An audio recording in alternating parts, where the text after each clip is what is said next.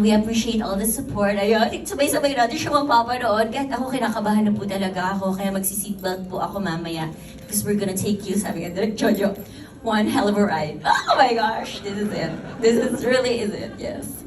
Nakabahan ako, pero maraming salamat, of course, to our partners from Prime Video. Thank you so much. And of course, sumusuporta sa amin all our career, showbiz career life. Dreamscape, maraming salamat, of course. And of course, to ABS-CBN for all the opportunities, most especially to this date. Thank you very, very much. And to all our supporters, members from the press, and sa mga family, friends na nandito ngayon, this means so much to us. Kaya maraming salamat. Tulad ng sabi ni Kim, good afternoon to everyone. Thank you for your time. I know it's rainy today, and I know bumabaha sa ibang parte ng Pilipinas. Pero salamat at nabigyan nyo ng oras itong pagpunta nyo rito para mapanood ang advanced first episode ng sasabihin ko sana Linlang. Pero sino ba dito? Ang Linlang, ang Deceit, lumabas sa Prime Video, and now magbabalik kami sa Prime Video para sa The Alibi. And alam ko, I'm sure karamihan sa inyo, you know that making a TV show or a movie is never easy. So, ayan, makikita niyo po yung labor ng lahat ng tao na nagtrabaho sa harap at likod ng camera, pati na rin ang mga nagsulat. So para po talaga isa po itong team effort. At sana magustuhan niyo yung gawa namin. So thank you. Tsaka shoot namin to sa aking hometown, Cebu City. So excited. Excited. Siguro mga 70%. Yes, pero very proud. It's something new na pinapakita namin sa inyo, ang ibang lugar sa Pilipinas. So yes, please enjoy dahil kakaiba po itong ipapakita namin ni Paolo para sa inyo. At sa lahat ng mga nandito ngayon, enjoy. Maraming salamat po. And, meron. Thank you. Pero bago sila sumagot, Mix, parang sure tayong handa sila sa mga exciting na mga tanong. Bigyan natin sila ng oportunidad para mag-hello, mag-hi sa ating mga nakapanood ng first and pilot episode ng The Alibi. Okay. Maybe starting from Robbie. That side, please. Hello po, magandang gabi po sa inyong lahat. Ako po si Robbie. I play Edward Cabrera. Maraming salamat po sa pagpunta niyong lahat dito. It was such an honor for me to be a part of this teleserye. It's my first acting experience and I couldn't ask for any more. So it's been such a blessing to be a part of this cast, a part of this crew, to learn under these wonderful directors and writers under Dreamscape. And yeah, I hope you guys continue to watch the show kasi madami pong pasabog tong teleserye nito. Thank you. Please pass the mic. Thank you. Hello po everyone. I'm Angelina Cruz as Catherine Rose Morales, kapatid po ni Ate Kim Chu. Salamat po sa pagpunta dito. Sana na-enjoy niyo and I'm excited for you guys to see what comes out next. Ako po si Romney Sarmenta sa papel na Andres Bonifacio. Hindi, Andres Tolentino. Inspector Andres Tolentino. Again, I'm just blessed to be part of this project. Side note, I'm working with second generation of people I used to work with. I used to work with her mom and his mom. And it's just fun seeing them at work also. And again, sila, for the second time also. And sila Direk Ona. It's just a great blessing to be around creative people. So thank you for staying, and I hope you continue to support the project. Sophia? Magandang gabi po sa inyong lahat. At salamat po sa pag-join sa amin tonight. And syempre nagpapasalamat po ako sa Dreamscape, sa ABS-CBN and Prime. That I get to work with people I really look up to.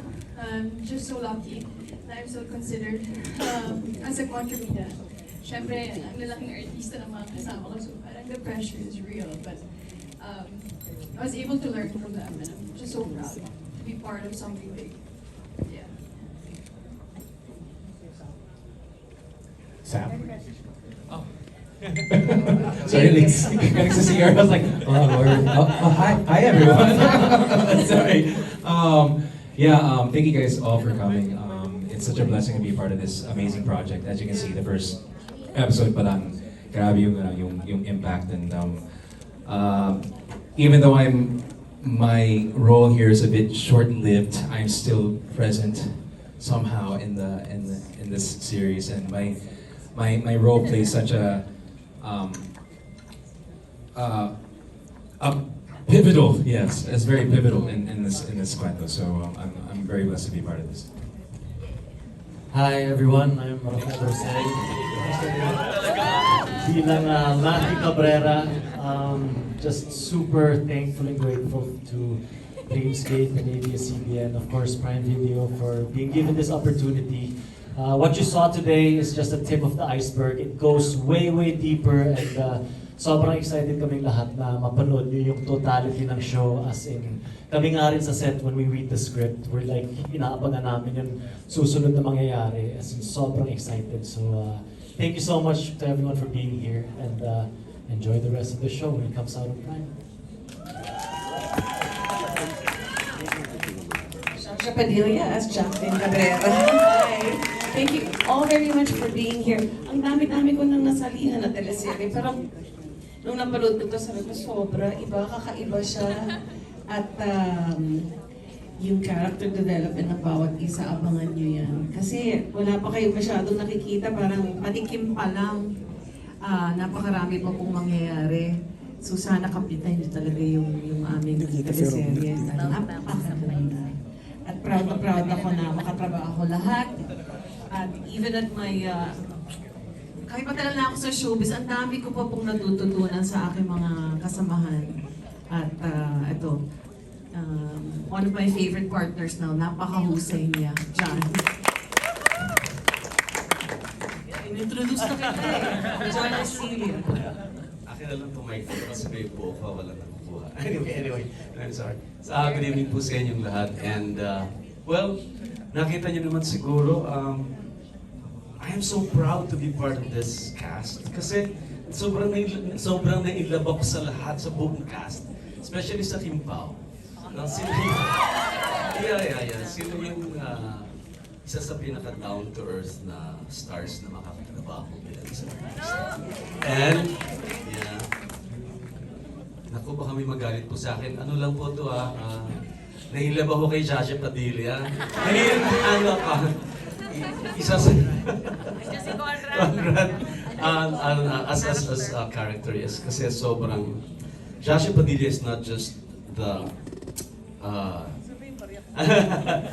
hindi lang siya yung divine diva ng music industry, pero she's one of the best actresses we have in entertainment industry. So talagang sobrang para sa akin kasi dream come true yun, naka-partner ko ng mahaba si Sasha. So sobrang proud ako na naging part ako nito. Para naman ngayon na ako gumawa ng teleserye, pero kakaiba kasi talaga yung energy namin. So umpisa makikita mo lang kami sa on camera na mukha kaming dysfunctional, pero kitang-kita ko, damang-dama ko yung connection ng bawat isa pagdating sa behind the scenes. So, thank you po. Thank you po for coming in. Bantayan niyo po sa November 7. Hello, good afternoon po.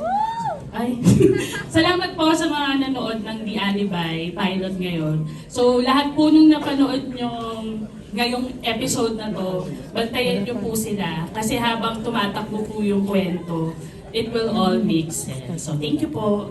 Thank you. All right. Direk?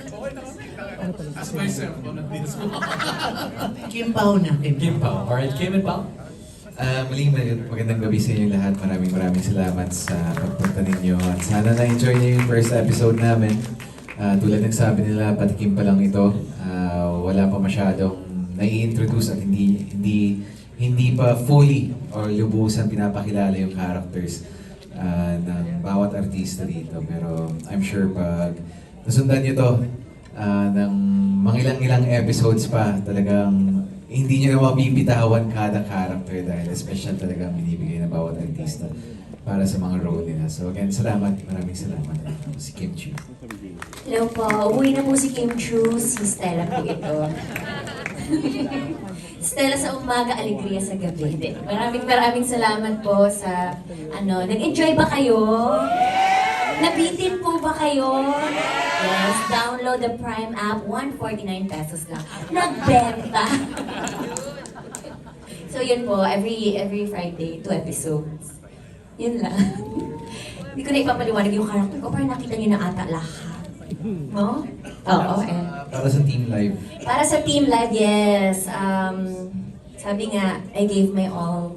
Sana kayo din. sana mas madami ang makakita ng masterpiece na ito dahil group effort po talaga ito. Simula po sa mga nagsulat, nagdirect, umarte, nag-ilaw, nag-camera, nag-art lab and everything. This is a masterpiece po talaga dahil hindi po madaling gumawa ng ganitong klaseng drama na suspense, thrill, romance, drama. Kompletos recados po kami, kaya I'm very proud to be part of this big project. Thank you. Once again, the cast of the Alibi. Aya. Oh, Mix, it's amazing in this VideoCon. To all those watching online, sana i-spread you how the chemistry, ngayon pa lang, we can tell that this is a great show. How they support each other, how they lift each other up.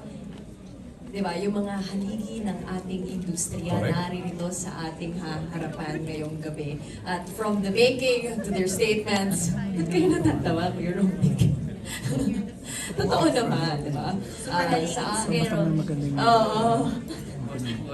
oo, and compliment yon. But anyway, let's proceed to the questions that we had from our friends from the press. First up, we have a question from Bandera and Pulkar from Reggie Bonoan. Ang tanong ay para kay Kim. At ang tanong ay,